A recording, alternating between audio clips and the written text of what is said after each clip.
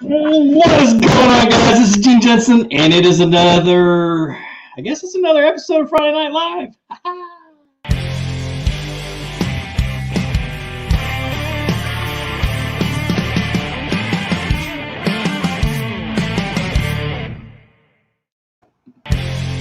Oops, I hit it twice. What's going on, guys? Oh, man. Let me get everything situated real quick. Hope everybody had a good week, had a good New Year's. Missed last week. Last week just wasn't a good week for me. We'll talk a little bit about that later. But just trying to get things cranking with all these videos. The weather has not been cooperative. But I've been able to get a lot of work done in my barn. Got it almost ready to go. So Outlaw Morgan's on here. What's going on, brother? He still thinks he's the best fisherman in the world. That's great. Mm-hmm. Yep, I'm gonna head down there in about probably about 4 weeks. So Outlaw Morgan, better look out. We're gonna have to go down there and have a little fish off. But anyway, how's everybody going?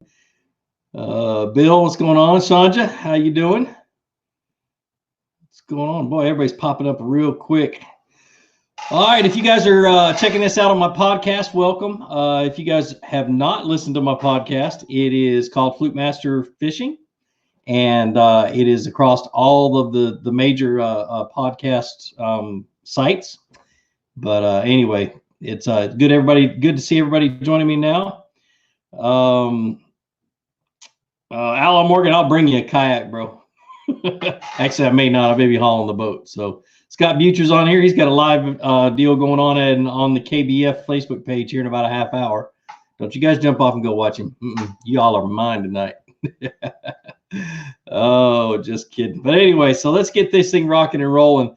A lot of really cool things happening. A lot of you guys already know about the website. flukemaster.com is up and running. We just did a giveaway on Instagram, gave away a hat and a couple of stickers. I still haven't told the second place guy that he won.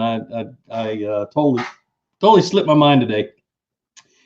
So funny thing is, this afternoon I started craving chicken wings. So I ran to the store and grabbed some chicken wings, and that's when I totally forgot everything.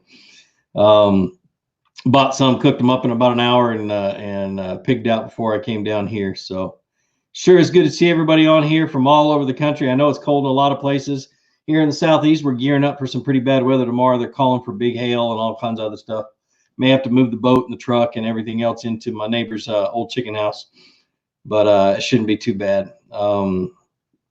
Zachary asked me, how's the fishing been lately? It has been very difficult.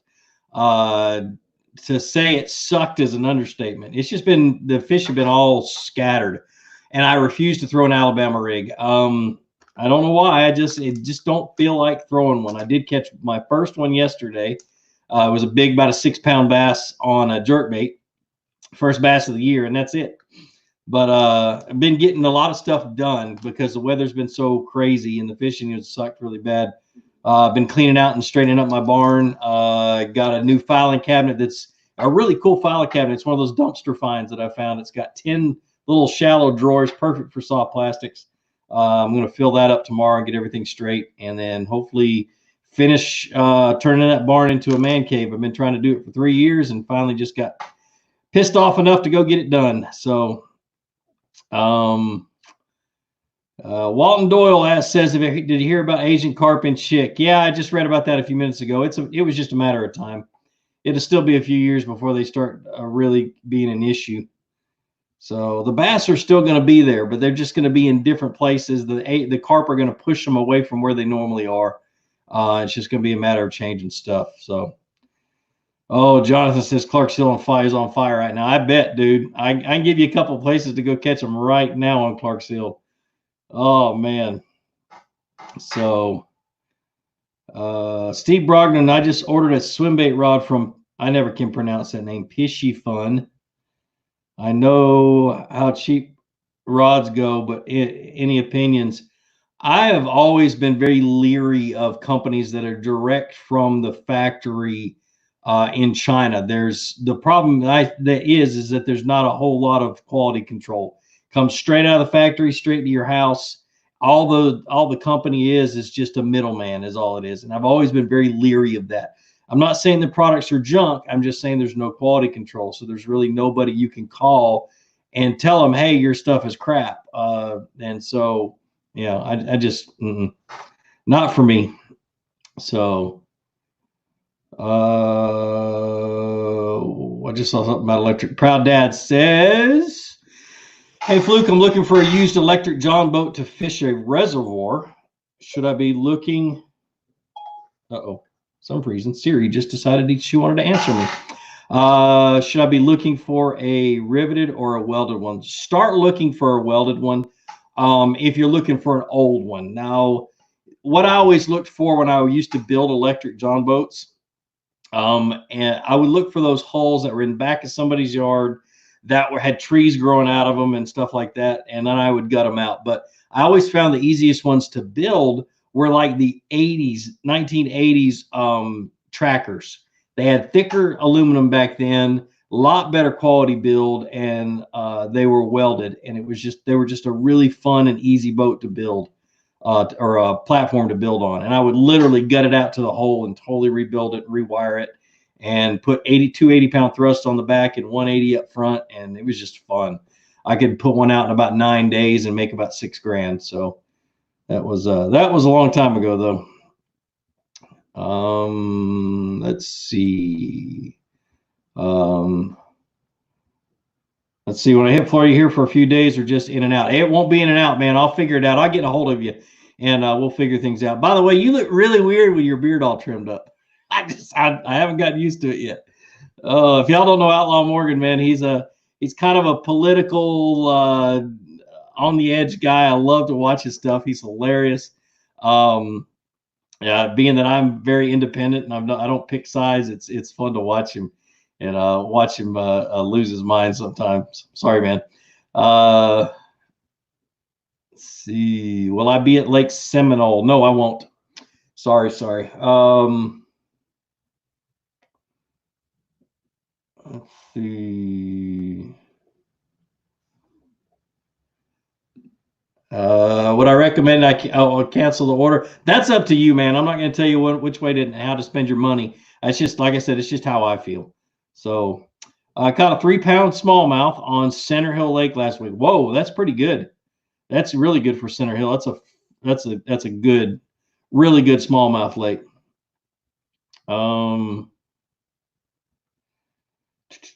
Sorry guys, my eyes are really blurry right now for some reason. Maybe I'm having a stroke. No, just kidding. No, I'm not having a stroke. Let's see. Had a few days of warm weather. It's going to be rainy, windy, and 64 tomorrow, Western Pennsylvania. Any suggestions? That usually will push the fish up to something that really heats the water up. What I've found when you have warm-ups like this is you go find the rocks, the shallow rocks that are close to deep water. I'll give you, for instance, one of the lakes I used to frequent a lot in January. We always seem to have an 8 to 10 day warm up, and it was usually in the middle of January. And I'd immediately go to the dam where there was riprap, and it was always giant fish cruising that dam. Usually 3 or 4 days, 5 days into that warm up, so it was pretty cool. Bonafide thoughts. I'm sponsored by Bonafide. I've been sponsored by them for over 1.5 years. Actually, probably 2 years by now. I love their boats. I wouldn't be riding them if I didn't love them. But I mean, my thoughts are it's probably the best fishing platform out there. It's not a pedal drive, and if you want a pedal drive, go that way. Definitely go that way. But it's for me, I love how I have it set up. I love how it fishes. I love how stable it is, and I just really don't worry much about instability and falling out of it while I'm on the water. So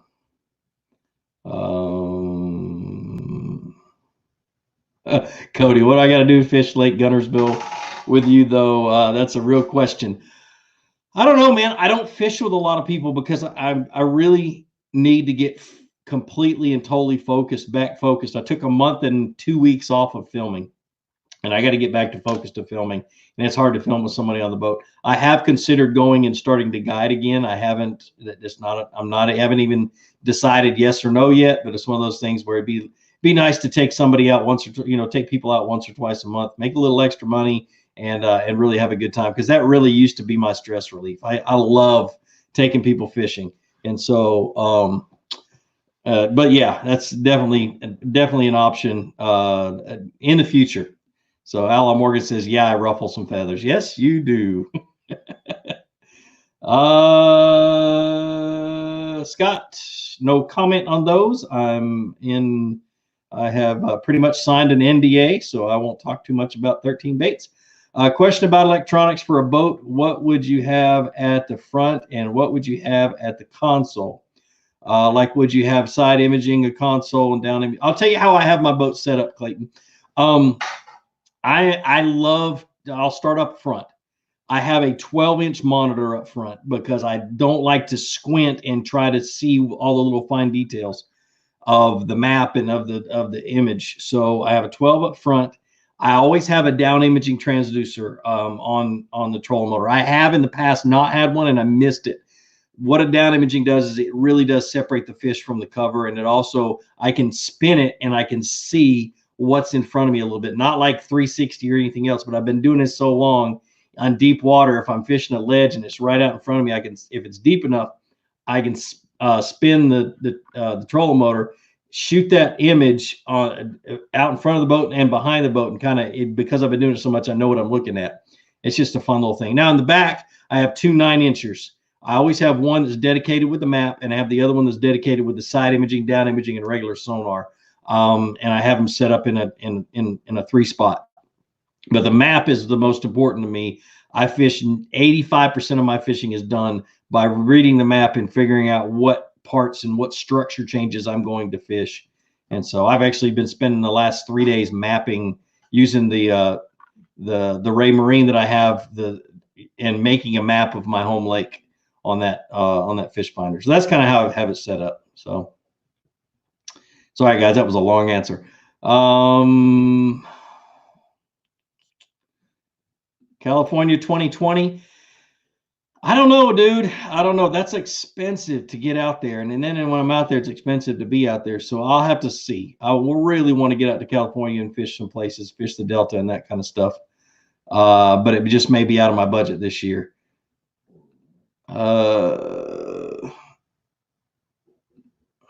What's up, Fluke? Longtime follower. I live in New York, and this lake by me that is basically all clay, no vegetation, very murky. I've been fishing it for 20 years, and I can't figure it out. Help. You know, I want to tell you what popped into my head while I was reading that. And if there is no vegetation, you know what I'm going to be doing, and it may or may not be legal where you're at, but I'm going to be taking trees, like bushes, somebody's Christmas tree or whatever else, and I'm going to put some cover out in about 4 to 5 foot of water in that lake. And murky water, when it's fairly muddy, bass love to hold next to cover. And if there's no cover in your area, they're going to be holding on some drops and on some major structure changes, points and that kind of stuff. But the first thing I'm going to do, especially if I'm bank fishing, is I'm going to put some cover out there so I can make some casts to it maybe next week or maybe a few days later. The bass will move to it. So that's kind of one of the little tricks I used to do on some public fisheries, but it was legal here in Georgia. You couldn't do a lot of it, but you could get permission from DNR to put a few bushes out in the lakes as long as they approved where they went. So anyway,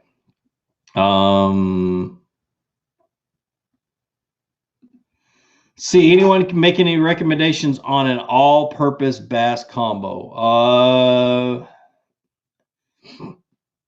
Bill, it really depends on how you fish. If you like to fish like topwater spooks and crankbaits and spinner baits and moving baits and stuff like that, I really think that you'd be better off with a medium fast action rod, 7 foot, maybe a 7'3". But if you like fishing jigs and Texas rigs and you got cover that you want to fish and you need to use a little bit heavier line, like 17-pound, 20-pound line, go with a medium heavy fast action rod or medium heavy extra fast. Really not much difference between those two, but in 7'3" or longer. So it just depends on how you fish, but those are the two that I usually recommend. My kayak is 12 foot 7 inches long. It's the SS 127 from Bonafide. So, man, I got way behind in comments. I'm sorry, guys.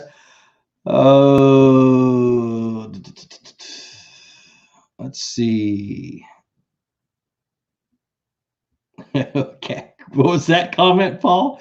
Paul says caffeine again? No, I am not on caffeine tonight. Boy, I'm glad I'm not. Well, I had a whole bunch of chicken wings, though. I ate more than I thought I did. I was taking 4 or 5 at a time, and I just kept going back. But they were fresh. So when I sell my boat soon and get a 20 plus footer, you should come up to Lake Erie with me in May. Okay, Lake Erie, that makes sense. Smalley Smash Fest, easy filming. Yeah, I was up there this last year with Ben Nowak. That was a blast. And yeah, I understand why you want to get a 20 plus footer on Lake Erie. That lake is vicious even in good weather. Ever try ice fishing? Yes, and I actually have fished in Canada, and we were on Lake of the Woods, and got permission to go up into Canada and bought licenses and went up and just slayed the crappie and the perch. It was a lot of fun. So, oh, that was that comment. Sorry, I didn't click on it. But anyway, what kayak tournaments are you planning to fish this year? Very good question. I am fishing. I've been kind of quiet about this. I'm fishing the BASS Logan Martin tournament. I'm fishing the BASS Lake Fork tournament the next week. Boy, that's going to be a crazy 2 weeks because the Bassmasters Classic is right in the middle of it. Then I am not fishing the Chickamauga tournament because they're having it the same day my son graduates high school. So that means I'm probably going to fish the BASS lacrosse tournament. As for KBF tournaments, I haven't decided yet. I'd like to fish the Lanier tournament. I haven't gotten. I'm kind of iffy on that one, but and I'll look at the rest of them and figure that out. But as of right now, those are the ones I'm planning on fishing. And I'm definitely going to fish the monthly challenge tournaments, either in Alabama or in Georgia. So what the challenge tournaments are is always what I recommend if you want to get your feet wet into kayak bass fishing tournaments. It is $30 a month, $35 a month. You fish all month, and it's your best 5 against all the other people for that entire month. So you can fish in your leisure. You can fish as hard or as little as you possibly can, and still just have a good old time and have a chance of winning money and prizes and all kinds of fun stuff. So it should be pretty cool. And it's just state to state. So next month it'll probably be Alabama for me because that's where I'm going to be a lot, or Florida. But yeah, those are the tournaments. So, Gene, have bass really gone into super cold weather in the South? I live in North Carolina. Here in Georgia, they haven't. The 6-pounder that I caught yesterday on a jerk bait came in about 7 to 8 feet of water, maybe a little deeper. They were on drops coming out of 7 into. I was sitting in 20, throwing to 7. Making long cast to 7 and then bringing it off the ledge. And it wasn't really, it was more of a 45-degree drop, but I was out in the middle of the lake too. They've been scattered chasing bait fish. They've been schooling. They've been acting a lot like that right at pre-spawn start, when they're getting ready to move up, but they're not moving. They're out in the middle of the lake eating everything. So our water temperatures, the low 40s right now, or the low 50s right now. So don't, once it gets down to the 40s, that's when they really start getting into the winter hard. But yeah, it's been weird, but you just kind of have to look for the bait fish and go fishing and then figure out what kind of a mood they're in, which I haven't done very well in the last few weeks. Love this question. Best uses for a 7'2" medium heavy fast in your opinion? 7'2". You're thinking it's not going to have a lot of backbone. It's not going to be like a heavy action rod where you can set the hook on just about anything and the hook penetrates, or you'll bend the hook out. So you're not going to fish heavy wire jigs. You're going to fish light wire jigs, which is typically like a football head jig and that kind of stuff. So football head jig, deep diving crankbaits like the 8XD and the 10XD, those really big ones. Texas rig, Carolina rig. It's a little short for me for a Carolina rig. I like 7'6" Carolina rig rods. But anything dragging on the bottom, 7'2". 7'2" medium heavy is my favorite football head jig rod, though. I actually like them 7'3", but there's not going to be any difference. So, oh, Stephen Guthrie. Yeah, dude. He says they're pushing so much water down the Etowah, which runs right here in town where I live. I think I'll stop fishing and walk out tuna and hunt lures. That might not be a bad idea. My father-in-law used to do that, and he used to mark brush piles on his little handheld GPS. So, yeah, go find you some lures.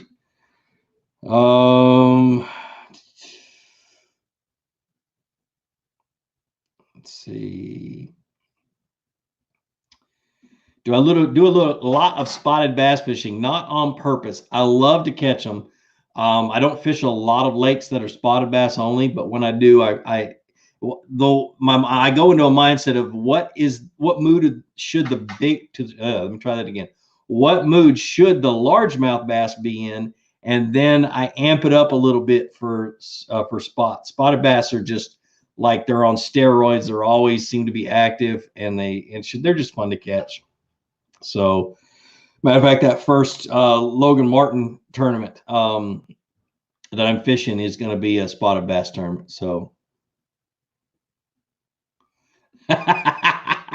blurry eyes is a symptom of ODing on chicken wings. I think I did. I bought the family size, and I might have eaten a little bit too many. So, yep. All right, I'm skipping way ahead because I got way behind. What happened? Why did you quit using Garmin? I wasn't happy with the units I had. I'm not saying I wasn't happy with Garmin. That was I get my units when I order my boat, and so I wanted to use the high-end Garmin's, but Alumacraft didn't put the high-end Garmin's on there, so I was left with these mid-range ones, and I just about lost my mind every time I used them. I like to be able to do things quickly as I'm going through the water. I just couldn't do them on those units. So I said, okay, I'm going back to Lowrance because that's what I was happy with. And then I signed a deal with Ray Marine, and I'm using Ray Marine now, still getting used to them. They're a little bit more complicated than I thought they were, but I'm using the Axioms, and I'm trying to get the most out of them. And so I haven't really settled yet, really. So I'm still trying to figure out which ones suit me best, and I think they're all going to be suiting just fine. I'm always going to be able to find things I don't like about them. So. Terry Clower said, "Hey, Gene, is Alex Rudd and Ben Nowak following you tonight?" I don't know. I have not received any alerts about it, so I'm not sure. So, anybody in the Tennessee area? I'm probably going to be at the East Tennessee Sports Show this year on Saturday, just kind of hanging out. And so, if you guys want to come in and say hi, it'd be cool.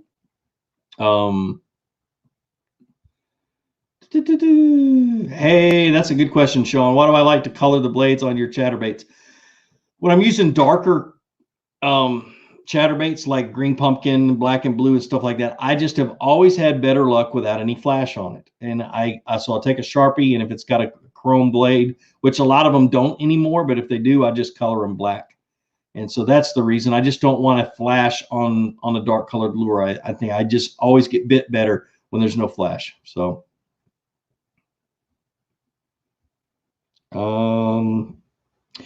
Crappie fishing tips, especially pre and post spawn. I don't fish crappie in spawn. I fish them dead of the winter. If we could get some colder water temperatures here, I'll go fish them. When the water temperature is in the 40s and they're out in the middle of the lake, and I can go find brush piles in 40, 50, 30, 40, 50 foot of water and fish them. That's when I'm out there just smoking them. So yeah, dude, I'm always bass fishing during that period of time.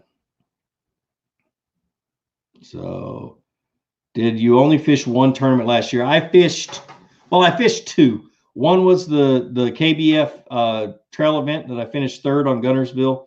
And then I fished it was kind of a fun little tournament that was between kayak shops. It was their best pro staffers against the best pro staffers from 4 different kayak shops in Georgia.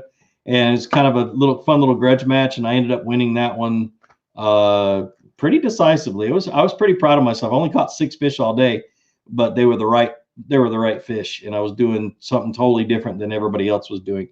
So yeah, it was pretty cool. So James, you also rock, Gene. Thanks, brother.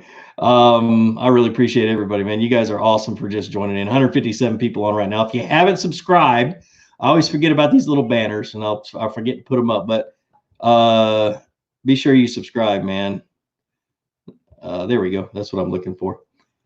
All these cool little things that I keep forgetting about. Steve, Jamie Johnson, I went. Oh, you're answering somebody else. Thanks, man. I appreciate you. Tom Milk's caffeine, which is a lake in Illinois, is no longer a power plant lake. The power plant has been shut down. Wow. That sucks, because that means there won't be any warm water discharge on that lake. Oh, man.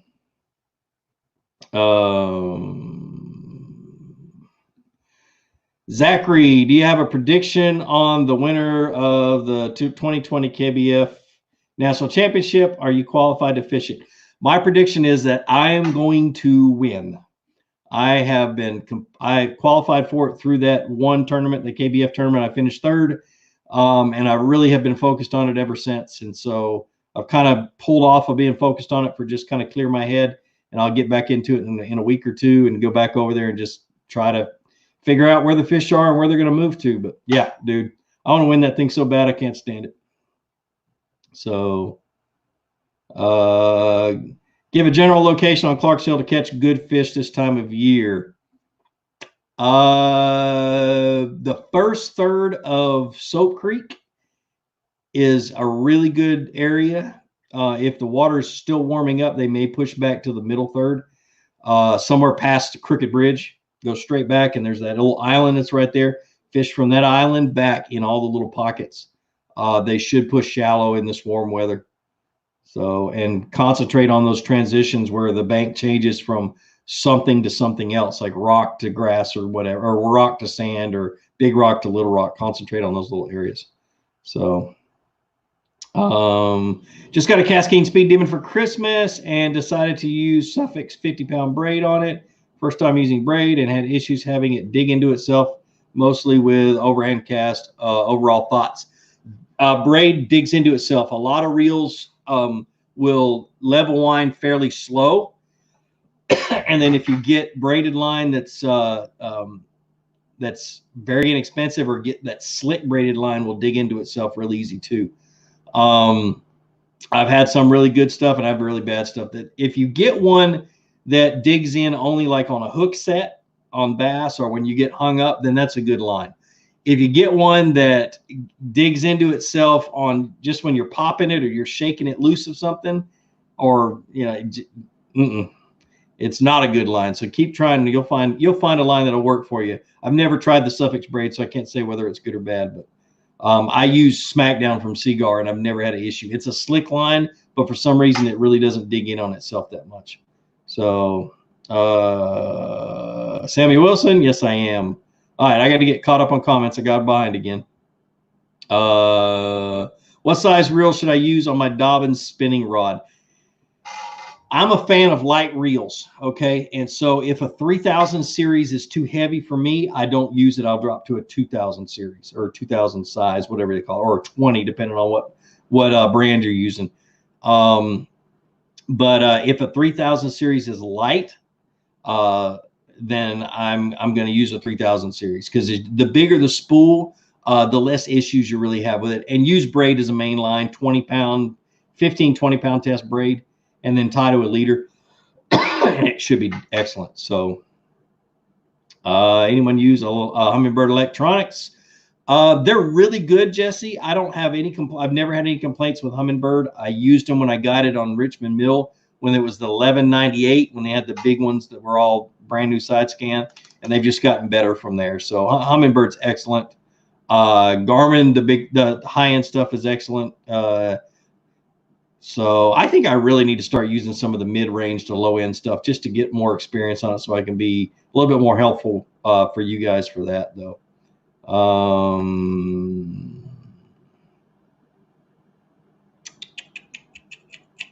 Let's see. Mid-April fishing trip, using Kentucky Lake, but thinking about Chick this year. Never been there. Thoughts, places to stay. I would go. Chick is amazing. Chick has got big fish in April. I usually stay at one of the state parks or at Chester Frost Park, which is a county park. I camp wherever I go, so that's usually where I stay. There's plenty of hotels, though, right there in Chick. So Why bass instead of FLW? Because bass has the new kayak series and FLW does not. FLW, I don't know what they're doing now. I really haven't paid much attention. Haven't heard anything either. Any tips when it's windy and lots of waves? Man, I usually that usually just dictates what I fish or what I'm fishing with, and I'll go to a chatterbait or a lipless crankbait or a square bill, but usually a lipless crankbait, and go hit wind-blown banks and windy points and that kind of stuff.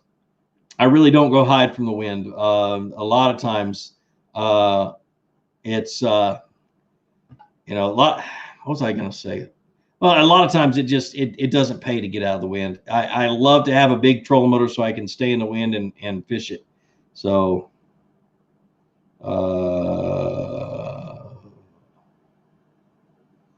let's see. I just saw something and I lost it for Fishing for Freedom tournament on Lake Belton. I actually fished that many, many years ago. Really good tournament. I really didn't like fishing the lake. We caught 40 fish. Not a one of them measured. It was, they called them Belton bullets. But it was a great tournament. I got drawn with a really good guy that was stationed right there. Where's that? Fort Hood, I believe. But anyway, yeah, it was pretty cool.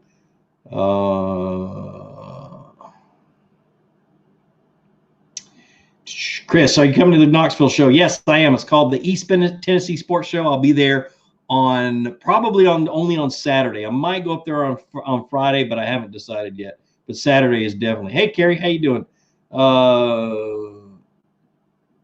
Carrie, I did not. I need to figure out. Oh, I know why. I bet I put you in the dang general message section. I hate that thing. But anyway, I'll read it. Let's see. Thanks, Jerry. I appreciate it. Didn't KBF partner with FLW last year? They did. I don't know if they're doing it this year. I don't know what's all going with that. With so many changes and MLF buying KBF and that kind of stuff, a lot of stuff changed. And so I'm not sure. There weren't any bridges burned, but I really haven't heard what's going on between them and KBF. So that's a good one. What's your favorite soft bait for submerged vegetation except the fluke? Go watch my tournament day video, and I'm going to tell you what it is. But anyway, go watch my tournament day video about the kayak tournament that I fished last year, the KBF tournament. I love a Mojo rig, and what that is it's a trick worm on an ultralight Carolina rig is basically all it is, or it's kind of a modified split shot deal. And if I'm fishing submerged grass, and I just catch the snot out of fish with that thing. So yeah, it's going to be a trick worm on a Mojo rig.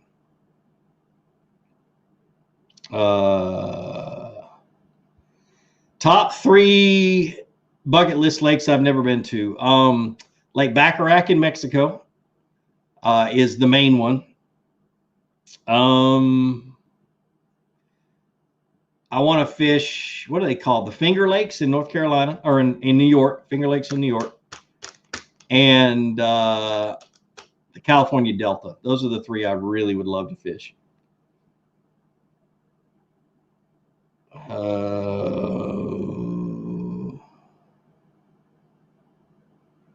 Let's see. For cold water cranking, when do you decide between flat-sided crankbaits with tight wobble or crankbaits with wide wobble like the wiggle wart? I kind of look at it like this, and I may be completely wrong in thinking this, but I've always had better luck with a wiggle wart around rock. It comes off a rock better, I know that, but around rock, and I may be because the bass are cued in on crawfish, but I don't know. And also when it's super cold, that wiggle wart seems to work really, really good. But once that water starts to warm up, when they start to pre-spawn real hard, if the water temperature is still below mid-50s and that water's warming up, that flat-sided square bill is awesome. And that 6 cents 75 flat, I can't remember, it's a flat square bill. It's probably one of the best ones that I've ever used because it is so quiet. It's got a little bit of a rattle to it, but they don't like loud baits during that period of time. So I'll throw that till my arm falls off.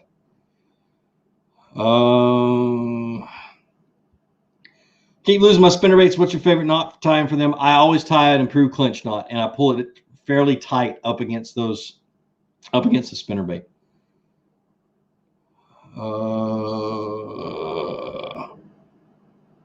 Let's see. Enjoyed watching your interview with Fish North Georgia. Yeah, man, that was a fun little interview. He says, have you gotten back on the spoon bite at your home lake lately? I have not. I try it every time I'm out there. I have not been able to get bit on it. It's been a jerkbait bite lately, so which doesn't hurt my feelings any. I need more experience on a jerkbait anyway. So, any silent crank recommendations? That 1 6-inch is probably the one that I would go for if I'm looking for something quiet. It's not 100% quiet. It's got a little, almost sounds like a rubber rattle on the inside of it, and so it doesn't make a whole lot of noise. So 100%, absolutely 100%. Wigglewort in craw pattern is straight money. Yes, it is. Oh man. Let's see. Need to get you and Chad up here on Old Hickory for a one-on-one challenge. That'd be fun. That would be fun. Has anybody tried the Vibe Yellowfin 100? I'm a small guy, 5'7", 140 pounds. Ooh, I wish I was 140 pounds. And I've been thinking of upgrading from a Sun Dolphin Journey 10. Yeah, somebody answer him for that if you have any experience on that. Brandon, if you don't get any answers here, go to the Kayak Bass Fishing website or a Facebook page and ask there, and then ignore everybody that says you need to spend $1,000+ on a kayak. Just look for the guys that have actually used the boat you're interested in, and just ignore all the rest of them. Are scatter wrap crankbaits still catching bass? I never had any luck with those stinking things. Never. And I had a bunch of them. I bought them when they first came out. I jumped on that train pretty quick and could not get a single fish to commit. So, there we go. Yeah, it's the Crush 75 is what it is. The square bill from 6 cents. It's called the Crush 75. Best bait to use after a cold front, a slow bait. Is exactly what I mean. It's hard to say what the best bait is, but you're going to want to slow down, and you're going to want to fish really, really slow on hard structure and hard cover like drops, rock piles, maybe a log, and just fish super, super slow. So, Carrie, you ain't right, girl. Oh, she says you would look emancipated. I think she meant to say emaciated at 140. Oh yeah, I would. Let's see. A lot of people saying the Yellowfin is a great kayak. That's awesome. Thanks, guys. You're awesome. Top 5 favorite baits for 2019 for you. Anything you're excited to try for 2020? Man, top 5 for 2019. Chatterbait.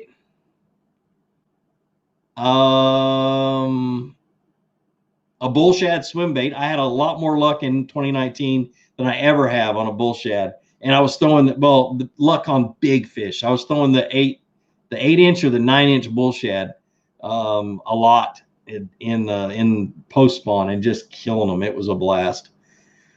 Whew, to come up with 5, I don't know, man. I switch and play around and screw around so much with different baits. It's hard to tell. But for 2020, I want to try glide baits again. I want to try.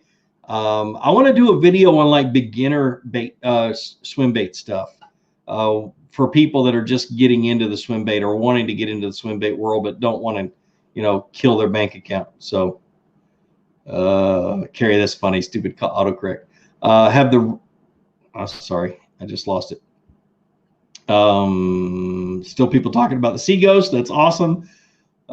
Fishing wacky style Senkos in shallow warm water. Would you rather work the bait off the bottom or use a fall and retrieve technique? Woo-hoo. Oh, anybody who's known me for as many years as I've been fishing knows that I cannot stand to fish a wacky rig Senko The only time I do it is pre-spawn when the bass are moving up and they're under docks and under things I've got to skip to. That's a great skipping bait. But the way I do is I'll throw it out to like the corner of the dock or up underneath the dock. As soon as it hits the bottom, I shake it once and I reel it back in and I make another cast. Is how I fish them. I just don't. I would rather watch paint dry than fish a Cinco. And I don't know why. Maybe I don't know. I can't explain it. They catch fish. They catch the crap out of them, but it's just not one of the things I love to fish with. How do you go about breaking down a blueback herring lake? I cannot figure those lakes out to save my life. I want you to, as a general rule, think of it this way. Blueback herring are like cotton candy to largemouth bass. They love them, and they will go anywhere to eat them. Blueback herring are offshore fish. They are nomadic. They move around a lot, so your bass aren't going to stay in one spot. They're going to follow the bait. And so after the spawn, the bass move immediately to the points out on the main lake as fast as they possibly can. They move out there, and that's when the herring start to spawn, and they'll feed on them while they're spawning, and they'll move offshore into offshore cover, and then they're sitting on that cover in 20, 25, even as much as 50 feet deep on a clear lake, and they're waiting for those blueback herring to swim over top of their head, and they come up and they feed on them. And the blueback herring, they'll be out in deep water, but they'll be shallow. And the best days are sunny days because blueback herring love sun, and they move up into that shallow part of the water column when it's sunny. So that's kind of a general idea. You're going to have to become an offshore angler, and that's what I did. And I'm more comfortable out in the middle of the lake than I am fishing the bank because of blueback herring lakes. So what's your thoughts on buying only one line vendor or one line of rod or one brand of rod? I've been sponsored by 13. Woo, focus jacked up. I've been sponsored by 13 for going on 4 years. Before that, I had a whole bunch of ducket rods. I'm a fan because all the rods seem to feel similar.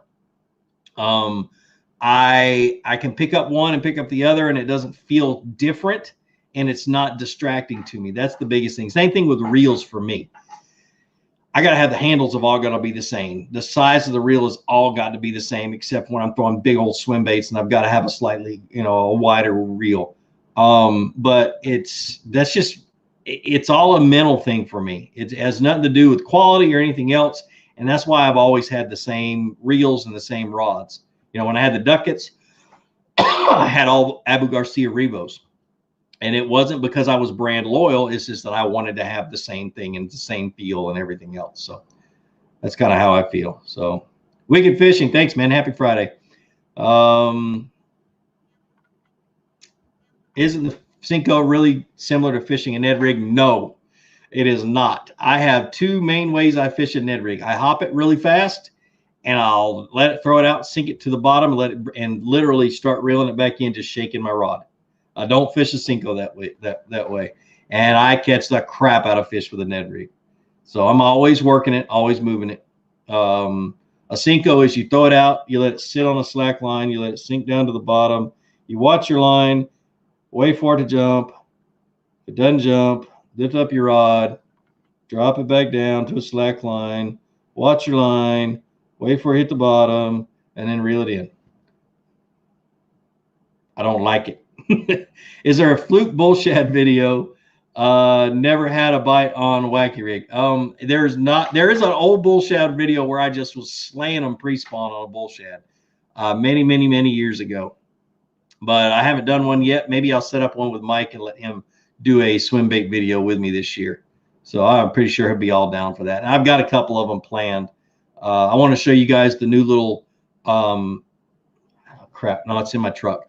The new little bull shad, the small one that Catchco makes for Mike Buca. So show you that one, show you how it works, that kind of stuff, kind of entry level stuff. So Michael, bro, I just want to say how much your videos and advice have helped me get just a little better at fishing. You're an awesome teacher and the freaking man. Thanks, Fluke. Thanks, Michael. I appreciate it. You know, my Boy Scouts used to call me TM, the man. Kind of funny. I was voted most likely to survive a zombie apocalypse. I'm in East Central Alabama, Wedowee, Great Lake. This past couple of weeks, the rain is muddy. It's muddied up, but there's stretches that are green and clear. Fish that are normally there aren't anywhere. What gives? They're taking cover, dude. They're going to be tight to cover. Even when in that clear stuff, it's just a freaky time of the year. I'll go looking for the clearest water, but I'll fish the edges, that stained water that's just before you get to the muddy water. I'll stay kind of in that area. I don't want to go straight to the clear water. That on sunny days, that stained water seems to warm up a little bit faster.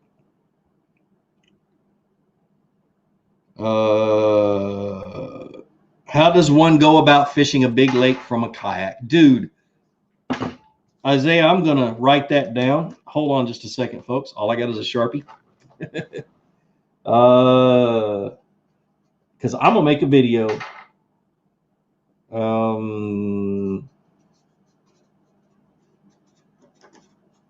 Okay. My shorthand is horrible. You guys don't want to see that. You want to be able to read it. But anyway, how does one go about fishing a big lake from a kayak? The biggest thing for me is, one, don't be intimidated, but two, be prepared. Have a kayak that's fairly stable. Don't go on a lake on the busiest day of the week if it's a busy lake. I don't like fishing Lake Lanier in a big boat. And Lake Lanier is just outside of Atlanta, and it is busy on the weekends. But pick a lake that's fairly safe to start with, and then make sure you have your PFD on 100% of the time. You should anyway, no matter where you're fishing. Make sure you have flags. Make sure you have all the safety equipment that you need, a whistle, and that kind of stuff. And then just go and fish points. Start off in the pocket that you put in at, and just fish that area and fish it thoroughly, and just kind of work your way around and goof off in that area and get used to it, and then work your way out. And you'll get to the point where you're a little bit more comfortable around big boats. And the more kayaks that are out there, the more these people are realizing that they need to slow down or give you guys plenty of room. But also learn how to fight those wakes that are caused by the boats. Just turn your nose into it and ride them out. It's just a matter of just being careful with it. So, oh man, Sean, man, thanks for the $10, brother. You are awesome. I really appreciate it. I always heard to leave the Ned rig and not move it. So a lot of people fish it that way. I don't. So you move it all the time. I'll have to try anyways. Thank you for always teaching us. Thanks, man. Thanks again for the $10, dude. You're awesome. Just bought a 13 Fishing Envy Black. I'm cheap. No, that's a good rod, dude. That's a really good rod. So, like I always say about 13, man, I love their rods. I think they're the best deal on the market. They're not the greatest rods on the market because you'll spend $400, $500, $600 on those type of rods, but they are definitely worth more than what you pay for them. So,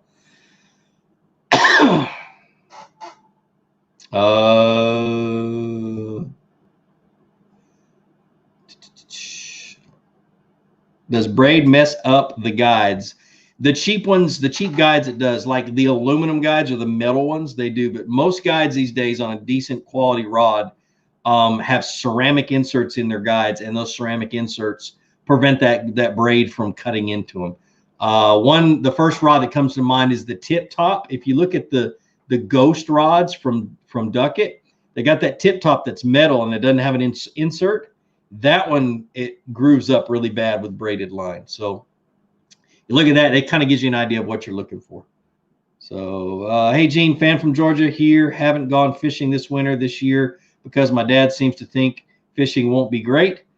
Should I go fishing? And if so, what techniques, baits should I use? Go fishing, dude. It's my favorite time of the year to catch big ones. I mean, giants. And I catch them on 3 different baits mainly until it starts to warm up, and I'll add like a chatterbait or something like that. But in the cold of the winter, I'm throwing a jig and dragging it on the bottom. I've got videos about all these. Throwing a jig in the wintertime and a jerk bait and I don't have a video on an underspin. Like a Roadrunner. Not a Roadrunner. Holy crap. But anyway, an underspin with a little fluke on it as a trailer. is usually what I'll be throwing this time of the year. You really don't need a lot of baits. You kind of got to figure out what kind of a mood they're in. And typically they're in a mood where you just need to fish it slow.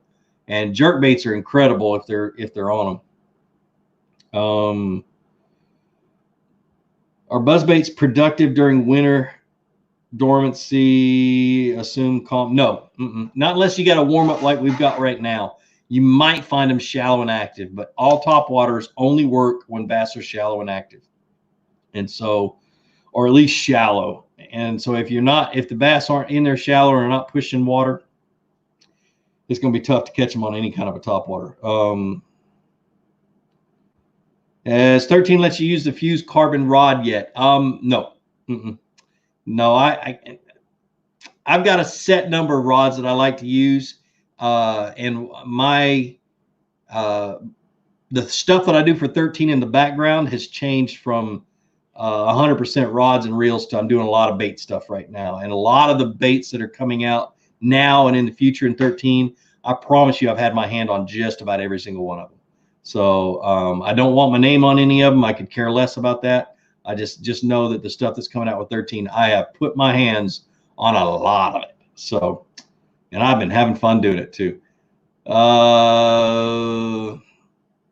This is a good. I'm going to read. I only read a little bit of this one. It says, I'm a big kayak fishing guy. Big lake, break it up into several trips.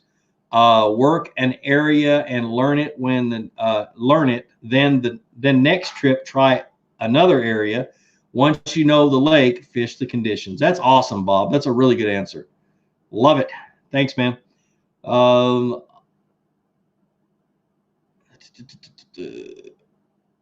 Types of fishing lures that would work with this. Okay, let me see. It says, all I'm asking is what to be using in lakes out in Arizona, the rivers and creeks, type of fishing lures. For me, it's hard to say. It all depends on the conditions, really, what lures I'm going to pick to use. There's not much difference in what I use in a big lake and a small lake and a creek and a river. Creeks, I'm going to fish smaller baits because typically we're fishing for smaller bass, or smaller fish. But that's usually what I'm going to do. It's hard for me to tell you what lures to use if I'm not sitting on your lake. So,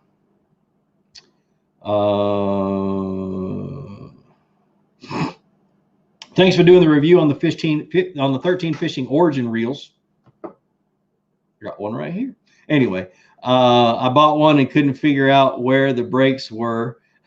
So thanks a lot. That video is very helpful. Yeah, they're kind of hard to find, but it's kind of a weird. That's most of 13 reels are this way. Have these little dials. Come on, focus. Anyway, they have little dials, and you just turn the outside edge of it. So I just happen to have one sitting on my desk because my office is being reorganized right now, and it's a disaster. I don't even want to show you guys what the floor looks like. Let's see. Would you recommend using a jig with a rage tail craw trailer on a muddy bottom lake? It would seem that it wouldn't produce much sound. I don't like using something that's choppy in the wintertime. I always use a trailer that has very little action, like a chunk trailer, a Zoom Super Chunk or a Super Chunk Junior. Very little action on the trailer. And I'm not going to fish it if it's got a soft, muddy bottom. If it's got a clay bottom, I'll fish a jig.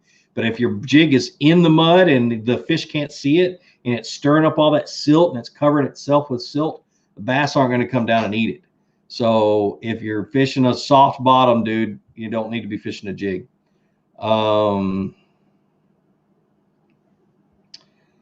Let's see. Tips for keeping boat in position with trolling motor when windy. I don't have a spotlight feature yet. Sometimes I'll use an anchor, but that gets in the way and the boat still pivots around a lot.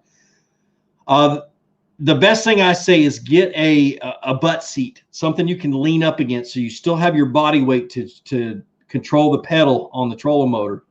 Point your boat into the wind, adjust the speed, and just kind of play around with that speed. It's usually around 3, maybe 2, 3, or 4, where it'll hold you still, and then you just steer yourself back and forth and try to stay in that spot. So, good question, Michael. He says, once fishing becomes your work, are there times you don't have the same enjoyment as before the career? Dude, that is such a good question. Matter of fact, a lot of you guys who've been following me for the last couple of years know I really have a hard time with depression. Certain times of the year, I get burned out a lot when I'm just worried about filming and worried about catching fish for filming and that kind of stuff. And I get into this funk like I've been in for the last 3.5, 4 weeks, where I just don't feel like it. For me, it's more like it's not because it's my job. It's because things always seem to go wrong. And so I'm just waiting for the next time for it to go wrong. Instead of just putting that stuff out of my head, for the last few weeks, I've been, one thing after another that has gone wrong and prevented me from being able to get in the mindset of filming and of teaching and that kind of stuff. I'm getting out of it slowly. That's why you guys haven't seen any new videos in the last several weeks. I'm slowly getting out of it. That big 6-pounder I caught yesterday was a lot of help. I just went fishing. I didn't have the cameras on. And so, yeah, I just got to get into that swing again where I'm enjoying it because it's fun and that I enjoy teaching you guys. But I just always have seemed to have issues in the last several weeks. Actually, last couple of years, always seem to be audio issues and that kind of stuff. And it comes from not having a cameraman and not having somebody checking the audio while I'm filming and that kind of stuff. So, I just got to work through some problems. It sucks, but I'll live through it. Come on, man. He says he's about to cough up a chicken wing. No, my throat's dry and I've got just a little bit of water left. That's it. Let's see. Gosh almighty, I just bounced across a whole bunch of questions. What's a good spinning rod with a great backbone that can be used to skip weightless flukes under docks? I use a medium action or medium power. I don't really worry about whether it's moderate or fast action, but I use a medium power spinning rod. I tried a medium light and I would literally rip. For some reason, it would rip the Senkos real easy. So a medium action spinning rod, probably a medium fast if you're trying to pick between the two, and you'll be just fine. Do I have the flex wings on my Bonafide? Yes, I do, unless I'm fishing current. If I'm in a river, I take them off. They do nothing but hinder you when you're in a river because they'll push the back end of your boat around with the current. But they're awesome, man. Absolutely awesome. I've actually got 3 of the new rudders I need to mount on some kayaks. I just haven't had a chance yet. So Yak and Zach Fishing says, what's up, Gene? First time tuning in, might be moving to Georgia. Warner Robins in the fall. How's the fishing in that area coming from Florida? Dude, it's pretty awesome. There's some good small lakes around your area, a lot of good public fishing areas.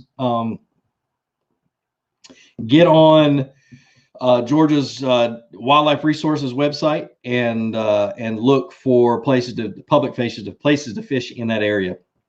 I know Lake Juliet is a wonderful lake. It's got giant stripers in it. It's a deep lake, but it's not very big. Perfect for kayaks, and it's got a motor limit at 25 horsepower.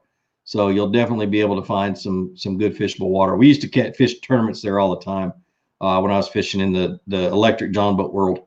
So would you recommend using a jig with a rage tail craw trailer on a muddy bottom lake? Oh, I already read that one. See, I told you these things skip all over the place.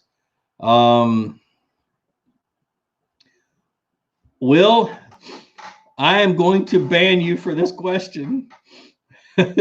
I love redfish fishing. He says, ever fished for redfish? If so, any tips? If I lived any closer to the Louisiana Delta, I would never catch a largemouth bass again. That's how much I love red fishing. Redfish are fun, especially out of a kayak. The biggest thing is just I love to sight fish, and I always have 2 baits in my hand. I have one of those little minnows that are black with a chartreuse tail, and I have a Z-Man crab, and I just throw those 2 around at whatever fish I see. I'm not much of an offshore, deeper water redfish guy. I know how to do it. I'll put the same little minnow bait on the bottom of a popping cork, and I'll just pop it around. So I'm pretty simple. But, man, I love to do it. Oh, it's so much fun.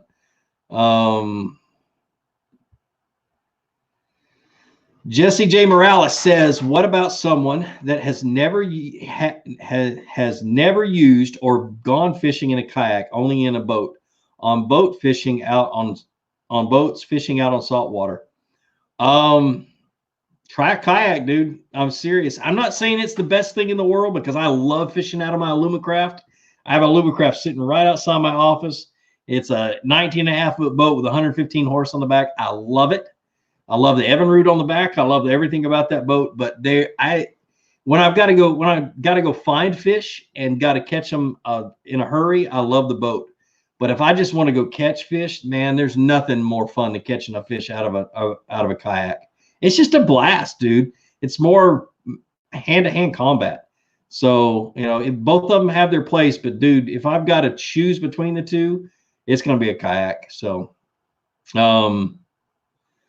let's see. Max Fries, man, I really appreciate it. I just skimmed through that one. I'll read it after this is over. I really do appreciate it, man. Yeah, depression just sucks. DM